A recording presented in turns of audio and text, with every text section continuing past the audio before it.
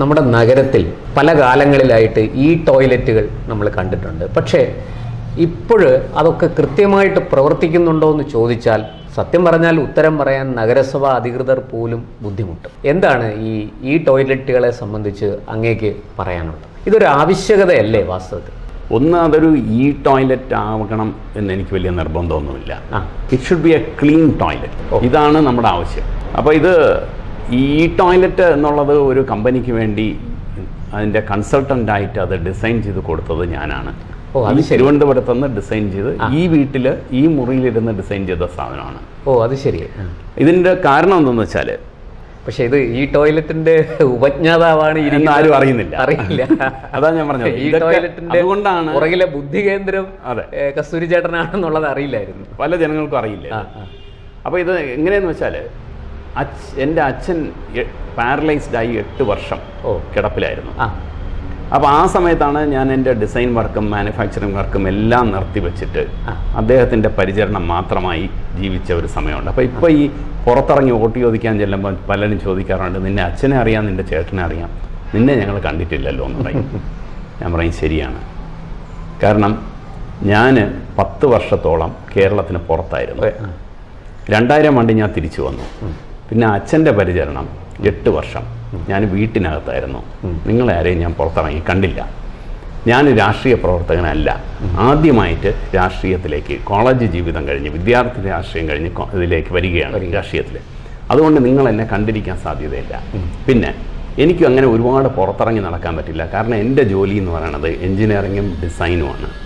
ഡിസൈൻ്റെ ഒരു ജോലി ഞാൻ രാവിലെ എണീറ്റ് ഒരു 7 മണിക്ക് തുടങ്ങിയാൽ ചിലപ്പോൾ തീരുന്നത് രാത്രി 12 മണിക്കായിരിക്കും. ഇത്രയും സമയം കണ്ടിന്യൂസ് ആയി ചിലപ്പോൾ ഓവർനൈറ്റ് വർക്ക് ചെയ്യേണ്ടി വരും. അപ്പോൾ എനിക്കിങ്ങനെ പുറത്തിറങ്ങിയ ആളുകളെയൊക്കെ കണ്ട് കുശലം പറഞ്ഞ് നടക്കാനായിട്ടുള്ള സമയം കിട്ടിയിട്ടില്ല. പക്ഷേ ഇപ്പോൾ ഇതൊരു നിയോഗമാണ്. ഞാൻ ഇതിനു വേണ്ടി വന്നിരിക്കുന്നു. പക്ഷേ ഇതിൽ വന്നാലും ഞാൻ ആ പ്രൊഫഷൻ തുടരും.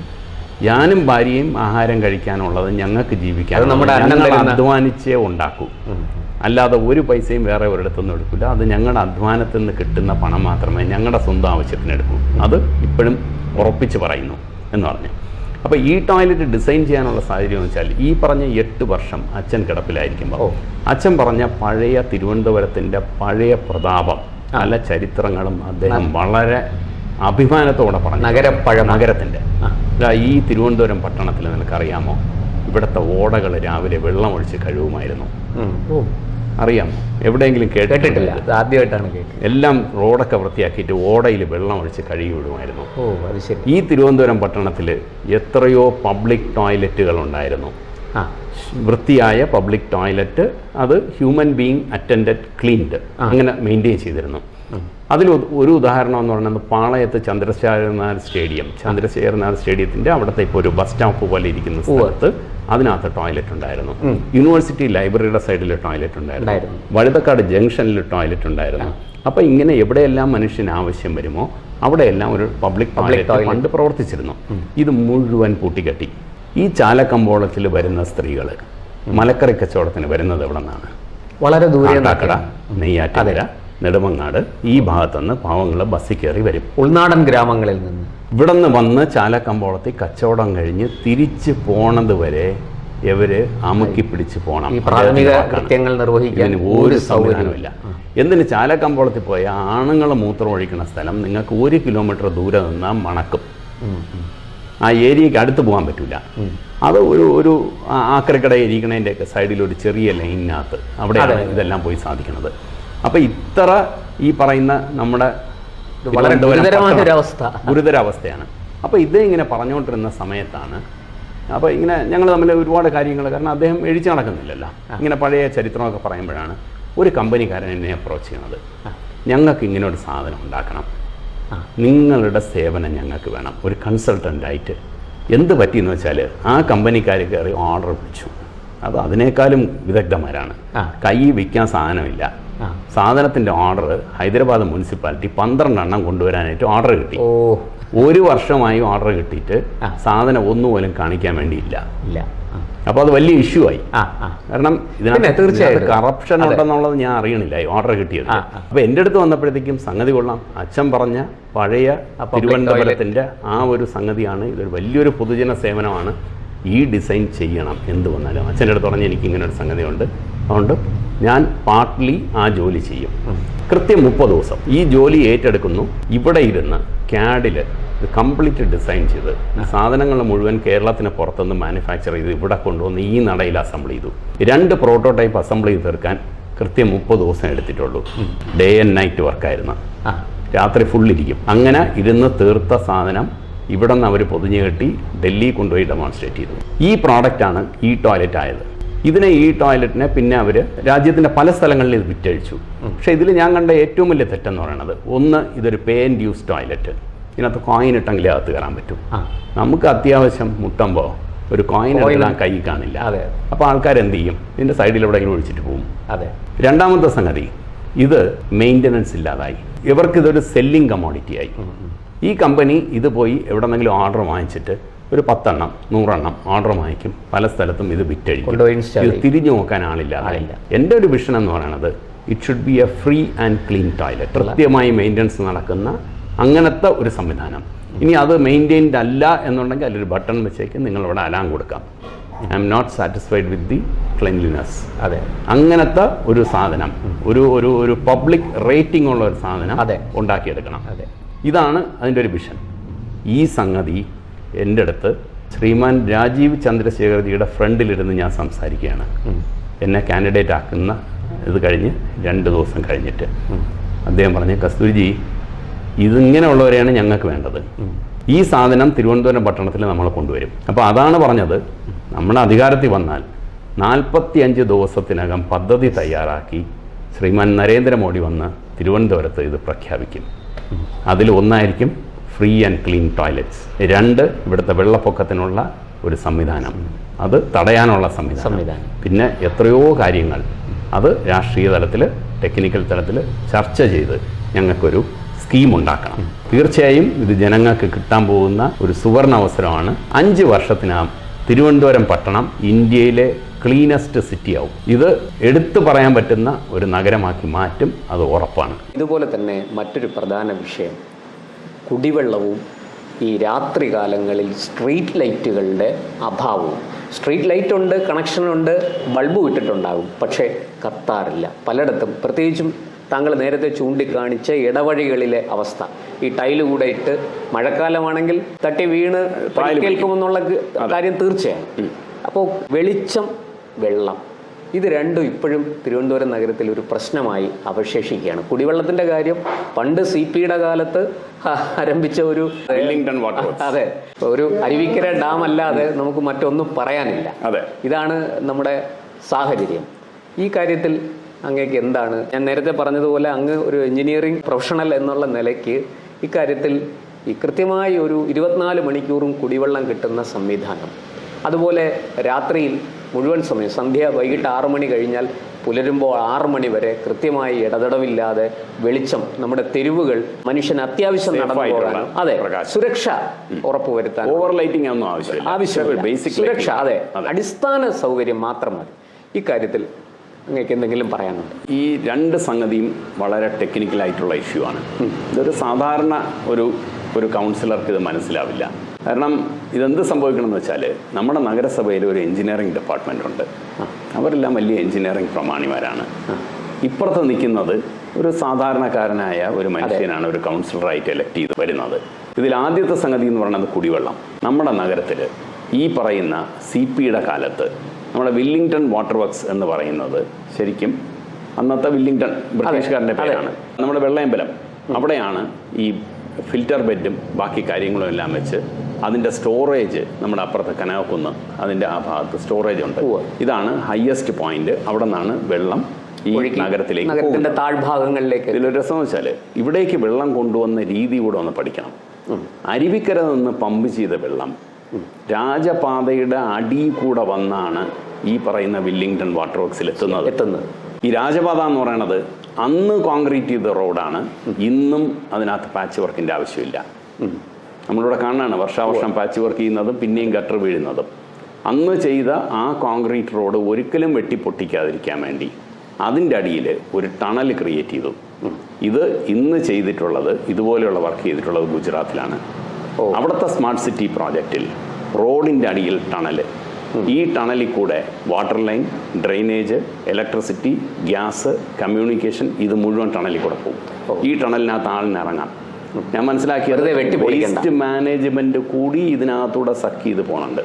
ഇതിനകത്ത് ആളിനിറങ്ങാം, ആൾക്കാർക്ക് ഇറങ്ങി ഇത് കംപ്ലീറ്റ് പണിയുണ്ടെങ്കിൽ ചെയ്യാം. റോഡ് പൊളിക്കേണ്ട ആവശ്യമേ ഇല്ല. ഇത് സ്വാതന്ത്ര്യത്തിന് മുമ്പ് സി പിയുടെ കാലത്ത് നമ്മുടെ കവടിയാർ എന്ന് വരുന്ന റോഡ് ഈ വാട്ടർ വർക്ക്സ് വരെ ചെയ്തിരിക്കുന്നത് ഈ രീതിയിലാണ്. ഇടയ്ക്ക് അത് തുറന്ന് അതിനകത്ത് ഇറങ്ങാനുള്ള ഒരു അവസരം ഉണ്ടായിരുന്നു ഈ സമയത്ത്. അപ്പോൾ ഇതിനകത്ത് ലൈറ്റൊക്കെ ഉണ്ട്. ഇതിങ്ങനെ ആർച്ചാണ് ഈ ടണൽ. അപ്പോൾ ഇതാണ് ശരിക്കും ഇവിടുത്തെ സംഗതി. പക്ഷെ അന്ന് ഇവിടുത്തെ ജനസംഖ്യ എത്ര ഉണ്ടായിരുന്നു? വളരെ കുറവാണ്. അതിനു വേണ്ടി ഉണ്ടാക്കിയ സിസ്റ്റമാണിത്. ഇത് കഴിഞ്ഞപ്പോഴാണ് അരുവിക്കരന്ന് മാത്രം വെള്ളം എടുത്താൽ പോരാ, നമുക്ക് നെയ്യാർ ഡാമിൽ നിന്ന് എടുക്കണം. അങ്ങനെ ഒരു അഡീഷണൽ പമ്പിങ് അവിടെ നിന്നും കൂടെ വെച്ചു, അത് ചെയ്തു.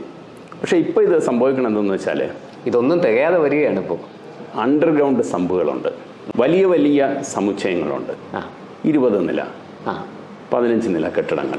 പഴയ ഒരു വലിയൊരു വീടിരുന്ന ഒരു തറവാട്ട് വീട്ടിരുന്ന ഒരു കോമ്പൗണ്ടിനകത്ത് ഇത് ഞാൻ പറഞ്ഞു കഴിഞ്ഞാൽ ഇപ്പോൾ പലരും എനിക്കെതിരാവും, അതിന് യാതൊരു സംശയമില്ല. അതിനകത്ത് ഒരു 50 കുടുംബം താമസിക്കുന്ന ഒരു പുതിയൊരു സമുച്ചയം വരുന്നു. ഈ 50 കുടുംബത്തിൻ്റെ വാട്ടർ ഡിമാൻഡ് എത്രയായി? വളരെ കൂടുതൽ. ഇതവിടെ കൊണ്ടുവരണം. അപ്പോൾ ഇത് സാധാരണഗതിയിൽ ഒരു പൈപ്പിൽ നിന്ന് വന്നാൽ അത് നിറയില്ല. അപ്പോൾ ഇവരെന്ത് ചെയ്യുമെന്ന് വെച്ചാൽ ഇത് ലോവസ്റ്റ് ലെവലിൽ ഒരു ടാങ്ക് ക്രിയേറ്റ് ചെയ്യും. അതിനകത്തേക്ക് ഈ വെള്ളത്തിനെ തുറന്നു വിടും. പിന്നെ ആ പരിസരത്തുള്ള ആർക്കും വെള്ളം കിട്ടില്ല. കാരണം ഇത് ലോവസ്റ്റ് ലെവലിൽ നിന്ന് ഡ്രെയിൻ ചെയ്ത് പോവുകയാണ്. ഇനിയും ഒരു സംഗതിയുണ്ട്, അൺഓതറൈസ്ഡായി ചെയ്യുന്നതാണ്. പലരും ഇതിൽ സക്ഷൻ പമ്പ് വയ്ക്കാറുണ്ട്.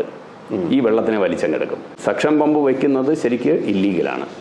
ഇത് മോണിറ്റർ ചെയ്യണമെങ്കിൽ ഈ എഞ്ചിനീയറിംഗ് സംവിധാനം ആ പൈപ്പിനകത്തുള്ള പ്രഷർ സെൻസ് ചെയ്യണം.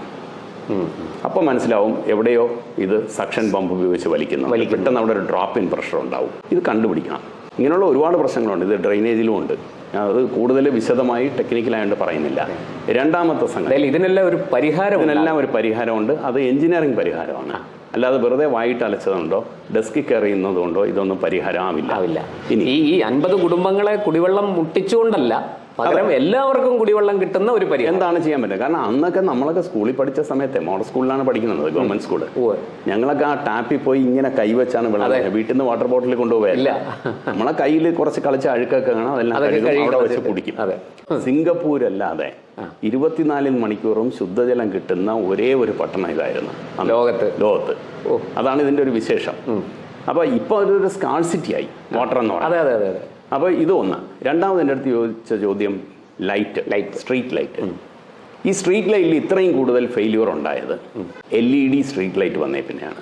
നേരത്തെ നമ്മൾ കണ്ടിട്ടുണ്ട്, പണ്ട് നമ്മളെല്ലാം കൊച്ചായിരിക്കുമ്പോൾ ഒരു മഞ്ഞ ലൈറ്റുള്ള ഒരു ബൾബ്, അതിങ്ങനെ ഒരു പ്രത്യേക ഒരു സെറാമിക് കോട്ടിംഗ് ഉള്ള ഒരു സാധനത്തിൽ ഇത് വെച്ചേക്കും. അത്യാവശ്യം വെളിച്ചമൊക്കെ കാണാം. അത് കഴിഞ്ഞപ്പോൾ ഇത് മാറിയിട്ട് ട്യൂബ് ലൈറ്റ് ആയി. വലിയ പ്രശ്നം. 2 ട്യൂബ് ലൈറ്റ് ചേർന്ന് കവർ ചെയ്തൊരു സാധനം പിള്ളേർ എറിഞ്ഞ് പൊട്ടിക്കും. അത് മാത്രമേ അതിന് ശല്യമുള്ളൂ. അപ്പോൾ ഇത് വന്നപ്പോഴും വലിയ പ്രശ്നമില്ല. കുറച്ചുകൂടെ പവർഫുൾ ആക്കണം. ഉടനെ സോഡിയം പേപ്പർ ലാമ്പ്. ഉടനെ എന്ത് ചെയ്തു? കൗൺസിലർമാർ എഴുതി കൊടുക്കും, ഇവിടെ സോഡിയം പേപ്പർ ലാമ്പ് വേണം. ഒരു സോഡിയം പേപ്പറിൻ്റെ പവർ കൺസംഷൻ എന്ന് പറഞ്ഞാൽ 150-250 വാട്ട്സ് ഒക്കെയാണ്. ഇതൊക്കെ നോക്കിയും കണ്ടുപിടിക്കണം. ഇത് പവറാണ് ഇത് വലിക്കുന്നത്. അത്രയും എനർജി കൺസ്യൂം ഇവിടെ ഉണ്ടാക്കുന്നുമില്ല. 4 മണിക്കൂറാകുമ്പോൾ ഒരു യൂണിറ്റായി 250 വാട്ട്സ് എന്ന് പറഞ്ഞാൽ. അപ്പോൾ ഇവിടെ 40 വാട്ട് ഇരുന്ന ട്യൂബ് ലൈറ്റിന് പകരം കൗൺസിലർ എഴുതി കൊടുക്കുകയാണെങ്കിൽ എൻ്റെ ഇതിൽ മുഴുവൻ സോഡിയം ഇടണം. സോഡിയം ഇട്ടു. അപ്പോൾ LED വന്നു. സോഡിയം പേപ്പറിനെ എടുത്ത് മാറ്റി LED ഫിറ്റ് ചെയ്തു. ഇത് മനുഷ്യന് ആവശ്യമുള്ളൊരു ഹൈറ്റിൽ വെച്ചാൽ പോരെ. ഇത് ഈ ആകാശത്തിൽ മരത്തിൻ്റെ മുകളിൽ കൊണ്ടുപോയി ഈ ലൈറ്റ് ഫിറ്റ് ചെയ്യേണ്ട ആവശ്യമുണ്ടോ? പല സ്ഥലത്തും മരത്തിൻ്റെ മുകളിലാണ് സ്ട്രീറ്റ് ലൈറ്റ് അടിക്കുന്നത്. അതുപോലും നോക്കുന്നില്ല. ഇത് പ്ലാൻ ചെയ്യുമ്പോൾ നമുക്ക് ആവശ്യമുള്ളൊരു ഹൈറ്റിൽ ഇതിനെ വെക്കും. മനുഷ്യന് ഉപകാരപ്പെടുന്ന വിധത്തിൽ ആവശ്യമുള്ള സ്പ്രെഡ് കിട്ടണം, തറ കാണണം. ഇത്രയും അവിടെ വേണ്ടിയുള്ളൂ. ഇതിൽ കൂടുതൽ അവിടെ വെച്ചാൽ നടന്നു പോകുന്നവർക്ക് വെളിച്ചം കാണണം. അല്ലെങ്കിൽ ഒരു വാഹനമായാലും സേഫായി ഡ്രൈവ് ചെയ്ത് പോകാൻ സിറ്റിക്കകത്ത് ഹെഡ്ലൈറ്റ് ഇല്ലാതെ പോകാൻ പറ്റണം. ഇതിനാണ് ഈ സ്ട്രീറ്റ് ലൈറ്റ് വെക്കുന്നത്. അപ്പോൾ ഒന്ന്, ഇതിൻ്റെ പൊക്ക കൂടുതൽ. ഇതിൽ പറ്റുന്ന അപകടം, പൊക്ക കൂടുതലാകുമ്പോൾ ഈ LED എന്ന് പറയുന്ന ഒരു സാധനം, അതിനകത്തുള്ള ഒരു ജംഗ്ഷന് വേണ്ടത് 3 വോൾട്ടാണ് ടെക്നിക്കലായി ഞാൻ പറയണത്. ഒരു സോഡിയം പേപ്പർ ലാമ്പിനെ സ്റ്റാർട്ട് ചെയ്യുന്നത് ഏകദേശം 5000 വോൾട്ടിലാണ്. അത് വർക്ക് ചെയ്യുന്നത് 250 വോൾട്ട് അല്ലെങ്കിൽ 220 വോൾട്ടിൽ. ഈ 5000 വോൾട്ട് സ്ട്രൈക്കിംഗ് കിട്ടുന്ന ഒരു ബൾബ് അല്ലെങ്കിൽ ആ സിസ്റ്റം, അതിൻ്റെ അടുത്തൂടെ ഒരു ലൈറ്റ്നിങ് സർജ് പോയാൽ അത് ഡാമേജ് വരില്ല. 3 വോൾട്ടിൽ വർക്ക് ചെയ്യുന്ന ഒരു ജംഗ്ഷൻ്റെ അടുത്തൂടെ ഒരു ലൈറ്റ്നിങ് സർജ് പോയാൽ 1000 വോൾട്ടായിരിക്കും, 1000 വോൾട്ടായിരിക്കും, ഒരു മിന്നലടിക്കുമ്പോൾ അതിൽ നിന്ന് വരുന്ന ഒരു ചെറിയ സ്ട്രെയിൻ, ഇതിൽ അപ്പം തന്നെ ജംഗ്ഷൻ ഫെയിലാവും. ഇതാണ് സംഭവിക്കുന്നത്. അതിന് വേണ്ടുന്ന പ്രൊട്ടക്ഷൻ, അതിന് വേണ്ടുന്ന എന്താണോ സർജ് പ്രൊട്ടക്ടർ, അതിന് വേണ്ടുന്ന എർത്തിങ്, പിന്നെ പ്രോപ്പർ ഹൈറ്റ്, ഇതായിരിക്കരുത് ആ ഏരിയയിലെ ഹയസ്റ്റ് പോയിന്റ്. അങ്ങനെ ശരിയാണ്. ഇപ്പോൾ സ്മാർട്ട് സിറ്റി പ്രോജക്റ്റ് ഇവിടെ ചെയ്തതിലും പോയി നോക്കൂ, എത്ര നാളായി അത് മുഖ്യമന്ത്രി ഇനാഗ്രേറ്റ് ചെയ്തിട്ട് അതിലെത്ര ലൈറ്റുകൾ ചിമ്മി നിൽപ്പുണ്ട്. അപ്പോൾ ഇതിൻ്റെ ഒരു പ്രോബ്ലമാണ്. ഇത് കൃത്യമായി ഇതിനൊരു ടെക്നിക്കൽ സൊല്യൂഷൻ കണ്ടുപിടിക്കണം. LEDs ഓക്കെ, ഇൻഡോറിൽ ഓക്കെ, പക്ഷേ ഔട്ട്ഡോറിൽ വയ്ക്കുമ്പോൾ അതിന് വേണ്ടുന്ന പ്രൊട്ടക്ഷൻ സംവിധാനം വെച്ച് മാത്രമേ LED പുറത്ത് ഉപയോഗിക്കാവൂ. അതുകൊണ്ടാണ്. മറ്റൊരു പ്രധാന കാര്യം നമ്മുടെ നഗരത്തിലെ റോഡുകളുടെ സ്ഥിതിയാണ്. ഇപ്പോൾ സ്മാർട്ട് സിറ്റിയുടെ കാര്യം അങ്ങ് പറഞ്ഞു. സ്മാർട്ട് സിറ്റി പദ്ധതി വഴി വന്ന, ഇപ്പം തൈക്കാട് മെയിൻ റോഡ് അങ്ങേക്ക് തന്നെ അറിയാം, സ്മാർട്ട് സിറ്റി പദ്ധതി വഴി പണിഞ്ഞതാണ്. അതെ, നല്ല മികച്ച റോഡാണത് എന്ന് നമുക്ക് യാത്ര ചെയ്യുമ്പോൾ മനസ്സിലാവും. പക്ഷേ അത് അങ്ങനെയല്ല നഗരത്തിലെ എല്ലാ റോഡുകളുടെ അവസ്ഥ. ഇതിനൊരു മാറ്റം അതിന് പറഞ്ഞുതരാം. മികച്ച റോഡെന്നൊക്കെ നമുക്ക് ഇപ്പോൾ പറയാം. ഇത് ആ സ്ഥലങ്ങളിലുള്ള ആളുകൾ പെട്ട കഷ്ടപ്പാട് ചില്ലറയൊന്നും. അതെ, ചെറുതല്ല. എന്ന് വെച്ചാൽ സകല ഇലക്ട്രിക് ലൈനും അണ്ടർഗ്രൗണ്ട് ആക്കണം. വാട്ടർ പൈപ്പ്, നല്ല പൈപ്പ് ഉണ്ടായിരുന്നു അടിയിൽ, കാസ്റ്റ് അയൺ പൈപ്പ് പഴയത്, അതിന് കുഴപ്പമൊന്നുമില്ല. അതിനെല്ലാം അബാൻഡൻ ചെയ്തിട്ട് പുതിയ പ്ലാസ്റ്റിക് പൈപ്പ് അടിയിലിട്ടു.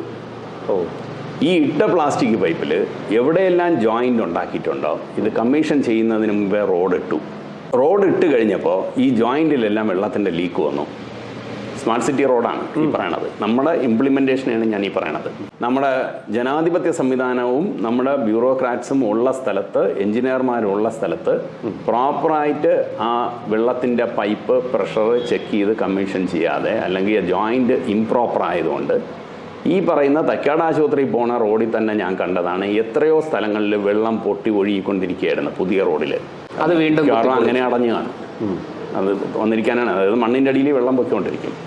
ഈ മണ്ണിൻ്റെ അടിയിലോട്ടുള്ള വെള്ളം ഒഴുക്കാണ് ഈ റോഡിന് സെറ്റിൽമെൻറ്റ് ഉണ്ടാക്കുന്നത്. അത് അവിടെ ഇടിഞ്ഞ് താഴും. ഇത് ഈ സംവിധാനത്തിൻ്റെ ഒന്നും ആവശ്യമില്ല. ഇത് കുഴിച്ചിടേണ്ട ഒരു സാധനമൊന്നുമല്ല ഈ പൈപ്പ്. സൈഡിൽ ഒരു ട്രെഞ്ച് ഇടുക, ഒരു ഓട പോലെ, അതിനകത്തൂടെ വേണ്ട പൈപ്പ് ഇടുക, അതിനകത്തൂടെ പോകുന്ന ഇലക്ട്രിക് കേബിൾ ഇടുക. ഇത് സകല ഇലക്ട്രിക് കേബിളും വെട്ടിക്കുഴിക്കും, അതിൻ്റെ അടിയിലിടും, മണ്ണിട്ട് മൂടും, കീലിടും. ഇത് അവിടെ ഇരുന്നാൽ എന്താണ് കുഴപ്പം? ഒരു സൈഡിൽ ആ ഒരു സ്ലാബ് തുറന്നു കഴിഞ്ഞാൽ ഇതിനെ തുറക്കാം. വീണ്ടും ടാർ കട്ടിങ്ങിൻ്റെ ആവശ്യമില്ല. ഇത് അനാവശ്യ ചിലവാണ്. ചിലവ് കൂടിയാലേ ഇത് എഴുതുന്നവർക്ക് പൈസ കിട്ടും. ഇതാണ് ഇപ്പം നാട്ടിൽ നടക്കുന്നത്. ഇതിന് ഒരു സിവിൽ അവയർനെസ്, സിവിൽ വിജിലൻസ് ഇത് ഉണ്ടാക്കിയേ പറ്റും. ഞാൻ ഈ സംഗതി ജനങ്ങളടുത്ത് പറഞ്ഞു, നിങ്ങൾ ഇവിടുത്തെ വിജിൽ ഏജൻ്റാണ്. പ്രശ്നം കണ്ടാൽ നിങ്ങൾ എന്നെ വിളിക്കണം, നമുക്ക് ഒന്നിച്ച് പ്രതികരിക്കാം. നമ്മുടെ നാടാണ് ഇത്, നമ്മുടെ പണമാണ് ഈ ചിലവാക്കണം. അതെ, ഇത് അറിഞ്ഞ് നമ്മൾ ജനങ്ങളുടെ പണമാണ്. ഇനി ഒരല്പം രാഷ്ട്രീയം കൂടി. അങ്ങ് ഒരു MLA ആയിരുന്ന ജനകീയനായ ഒരു രാഷ്ട്രീയ നേതാവിൻ്റെ MP ആയിരുന്നു. അതെ, 4th ലോക്സഭ, 4ാമത്തെ ലോക്സഭയിൽ ഇന്ദിരാഗാന്ധി പ്രധാനമന്ത്രിയായിരുന്ന 4ാമത്തെ ലോക്സഭയിൽ MP ആയിരുന്നു. അങ്ങനെ ഉള്ള സാക്ഷാൽ അനിരുദ്ധൻ സഖാവിൻ്റെ മകനാണ്. അതെ. അപ്പോൾ വളരെ ചെറുപ്പം തൊട്ടേ അങ്ങ് രാഷ്ട്രീയം കണ്ടു വളർന്ന ഒരാളാണ്. അതെ. അങ്ങനെ രാഷ്ട്രീയം കണ്ടു വളർന്ന ഒരാളിന് ഇപ്പോൾ ഈ ഒരു തദ്ദേശ സ്ഥാപനത്തിൽ മത്സരിക്കുമ്പോൾ അങ്ങേക്ക് എന്തുകൊണ്ടാണ് BJPയുടെ സ്ഥാനാർത്ഥിയായി മത്സരിക്കുന്നത്? അങ്ങനെ BJPയുടെ സ്ഥാനാർത്ഥിയായി എന്ന് മാത്രമല്ല, ഞാൻ മനസ്സിലാക്കുന്നത് വ്യക്തിപരമായിട്ട് നമ്മൾ തമ്മിൽ അടുപ്പമുണ്ട്. അപ്പോൾ രാഷ്ട്രീയത്തിൽ നിന്ന് അകന്നു നിന്ന ഒരാൾ കൂടിയാണ്. അതാണ് ഞാൻ തുടക്കത്തിൽ തന്നെ അങ്ങനെ ഒരു ചോദ്യം ചോദിച്ചത്. പക്ഷേ അങ്ങനെ രാഷ്ട്രീയം കണ്ടു വളർന്ന ഒരാളിന് രാഷ്ട്രീയത്തിൽ നിന്ന് മാറി നിൽക്കാൻ കഴിയില്ല. ഇപ്പോൾ അങ്ങനെ കണ്ടു വളർന്ന ഒരാളിന് ഇന്നൊരു ജനാധിപത്യ സംവിധാനത്തിൽ ഇങ്ങനെ മത്സരിക്കാൻ വരുമ്പോൾ ഉണ്ടാകുന്ന അനുഭവം അല്ലെങ്കിൽ തോന്നൽ എന്താണ്? ചെറുപ്പകാലം മുതലേ രാഷ്ട്രീയം കണ്ടു വളർന്നത് അച്ഛൻ്റെ രാഷ്ട്രീയ പ്രവർത്തനം എന്ന് വെച്ചാൽ വളരെ ഡെഡിക്കേറ്റഡ് ഒരു ഹ്യൂമൻ ബീയിങ് എന്നുള്ള രീതിയിൽ, കമ്മ്യൂണിസമൊക്കെ ഒരു സൈഡിൽ. പക്ഷേ അദ്ദേഹത്തെ സംബന്ധിച്ചിടത്തോളം ഏറ്റവും പ്രധാനപ്പെട്ടത് എന്ന് പറയുന്നത് മനുഷ്യൻ്റെ പ്രശ്നങ്ങൾ, ജനകീയ പ്രശ്നങ്ങളായിരുന്നു. ഈ തിരുവനന്തപുരം പട്ടണത്തിലുള്ള പ്രധാനപ്പെട്ട എല്ലാ കോളനികളും എൻ്റെ അച്ഛൻ നിന്ന് ആ വീടുകൾ ഓല വെച്ച് കെട്ടി മുടഞ്ഞ് അവരുടെ കൂടെ നിന്ന് രാത്രി മുഴുക്ക ഉറക്കമൊഴിച്ച് ഉണ്ടാക്കിയെടുത്തതാണ്. അദ്ദേഹം അന്ന് കോളനി ഫെഡറേഷൻ്റെ പ്രസിഡൻ്റായിരുന്നു. അപ്പോൾ എന്നെ സ്ഥാനാർത്ഥിയാക്കിയപ്പോൾ ഞാൻ ആദ്യം BJPക്കാരടുത്ത് പറഞ്ഞത്, നിങ്ങൾ ഈ വലിയ വലിയ വീടുകളിലൊന്നും എന്നെ ആദ്യം കൊണ്ടുപോകണ്ട. എനിക്ക് ആദ്യം പോകേണ്ടത് എൻ്റെ വാർഡിലുള്ള കോളനികളാണ്. പാവപ്പെട്ടവർ ജീവിക്കുന്ന എൻ്റെ അച്ഛൻ നിന്ന് ചെയ്തെടുത്ത കോളനി എന്ന് പറയുന്നത് എൻ്റെ വാർഡിൽ പൗണ്ടക്കുളം കോളനി. അവിടെയാണ് ഞാൻ ആദ്യം സന്ദർശിച്ചത് അവരെ കാണാൻ. എന്ന് വെച്ചാൽ എൻ്റെ വീട്ടിൽ ഞാൻ സ്കൂളിൽ പഠിക്കുമ്പോൾ ഇവിടെ വന്ന് അവരെ പ്രയാസങ്ങൾ കരഞ്ഞ് പറഞ്ഞിരുന്ന പല അമ്മമാരെയും എനിക്കവിടെ പോയപ്പോൾ കാണാൻ പറ്റി. അപ്പോൾ ആ ഒരു മാനുഷിക മൂല്യം അത് എപ്പോഴും നമ്മുടെ ഹൃദയത്തിൽ, നമ്മുടെ ബുദ്ധിയിൽ അതവിടെ ഇരിക്കും. സമയം വരുമ്പോൾ അത് പ്രതികരിക്കും. സ്കൂളിൽ പഠിക്കുന്ന സമയത്ത് അടിയന്തരാവസ്ഥ, 7ാം ക്ലാസ് കഴിയുമ്പോഴാണ് അടിയന്തരാവസ്ഥ പിൻവലിക്കുന്നത്. അന്നും അച്ഛൻ ജയിലിലാണ്. ഞാൻ ജനിക്കുന്നത് എനിക്ക് 1.5 വയസ്സ് വരെ അച്ഛൻ ജയിലിലാണ്. അപ്പോൾ നിരന്തരമായി എല്ലാ വർഷവും ജയിലിൽ പോകുന്ന അച്ഛൻ രാഷ്ട്രീയ വൈരാഗ്യമാണ് തീർക്കുന്നത്. അടിയന്തരാവസ്ഥയ്ക്ക് ശേഷമാണ് ഇതിനൊരു അറുതി വന്നത്. എല്ലാ വർഷവും ജയിലിൽ പോകേണ്ട ആവശ്യമില്ല. അപ്പോൾ പെട്ടെന്നൊരു വികാരം, ഇതിനെതിരെ പ്രതികരിക്കണം, രാഷ്ട്രീയത്തിൽ ഇടപെടണം. SFIയിൽ ആക്റ്റീവായി 8ാം ക്ലാസ് മുതൽ വർക്ക് ചെയ്യാൻ തുടങ്ങി. 10ാം ക്ലാസ് കഴിഞ്ഞു, പ്രീ ഡിഗ്രി ആയി, എഞ്ചിനീയറിംഗ് കോളേജിൽ പോകുന്നു. അപ്പോഴും SFIക്കാരനാണ്. എഞ്ചിനീയറിംഗ് കോളേജിൽ ചെന്നു, പല സമരങ്ങൾക്ക് നേതൃത്വം കൊടുക്കുന്നു. ഫൈനൽ ഇയർ ആയപ്പോൾ SFIയുടെ കോളേജ് യൂണിയൻ. ഇതാണ് എൻ്റെ രാഷ്ട്രീയ ചരിത്രം. പക്ഷേ കോളേജ് ഇത് കഴിഞ്ഞപ്പോൾ ഞാൻ ഈ രാഷ്ട്രീയം മതിയാക്കി. കാരണം ഇനിയൊരു പ്രൊഫഷണലാണ്. നമ്മൾ പഠിച്ച് ഗവൺമെൻറ് ഒരുപാട് പൈസ മുടക്കിയാണ് നമ്മളെയൊക്കെ പഠിപ്പിച്ചെടുക്കണം. പ്രത്യേകിച്ചും ഒരു പ്രൊഫഷണൽ സ്റ്റുഡൻറ്റ്. അതെ. അപ്പോൾ അത് നമ്മുടെ നാട്ടിന്, നമ്മൾ പഠിച്ച വിദ്യ, നമ്മുടെ അനുഭവ സമ്പത്ത്, ഇത് നമ്മളെ നാട്ടിന് പ്രയോജനപ്പെടണം. അപ്പോൾ അതുകൊണ്ട് അതിലേക്ക് ഫുൾ കോൺസെൻട്രേറ്റ് ചെയ്യാനായി. പിന്നെ ജോലി ചെയ്തത് ഉത്തരേന്ത്യയിൽ, ഹരിയാന, UP.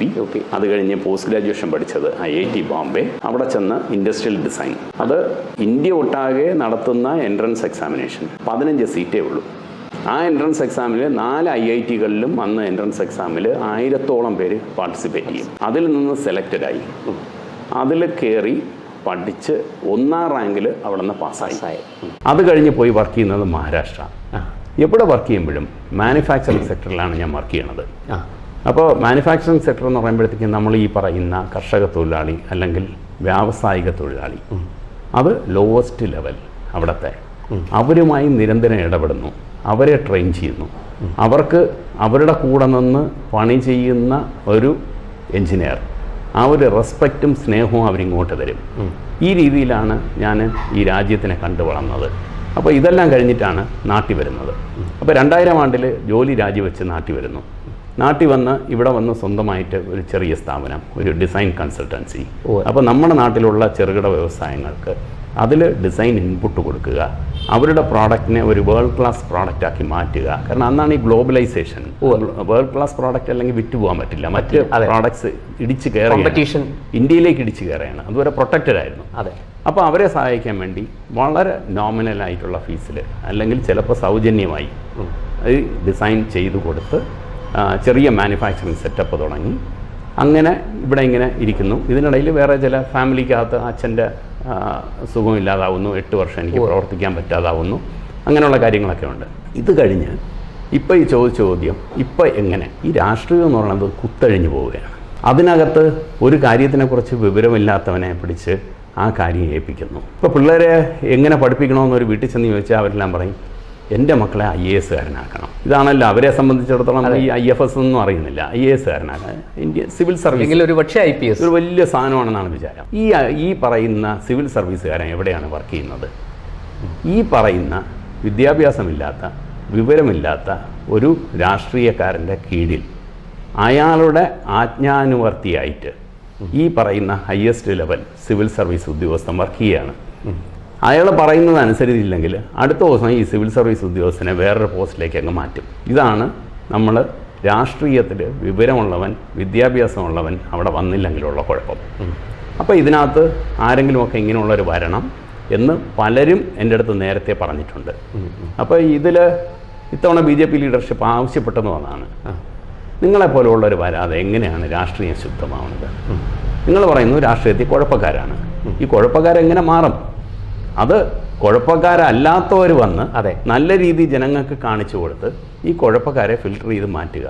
ഇത് മാത്രമേ ഇതിനകത്തൊരു മാർഗമുള്ളൂ. മികച്ച മാതൃകകൾ ഉണ്ടാകും. അതെ. എന്തായാലും അങ്ങ് ഏറെ സമയം നമ്മുടെ തിരുവനന്തപുരം നഗരത്തിൻ്റെ വികസനത്തിന് വേണ്ടി, സുന്ദരമായ നഗരം, സമാധാനമുള്ള നഗരം, സുരക്ഷയുള്ള നഗരം, 24 മണിക്കൂറും കുടിവെള്ളം കിട്ടുന്ന നഗരം, രാത്രികാലങ്ങളിൽ കൃത്യമായി വെളിച്ചമുള്ള നഗരം, അങ്ങനെയുള്ള ഒരു നഗരത്തെ അങ്ങയുടെ മനസ്സിലുള്ള ആ സങ്കല്പങ്ങളുമായിട്ട് പ്രേക്ഷകരുടെ മുന്നിൽ അവതരിപ്പിച്ചു. അങ്ങേക്ക് തൈക്കാട് വാർഡിലെ വോട്ടർമാരുടെ അകമഴിഞ്ഞ പിന്തുണ കിട്ടട്ടെ എന്ന് ആശംസിക്കുന്നു. അതെ. എല്ലാ മംഗളങ്ങളും നേർന്നുകൊണ്ട് നന്ദി.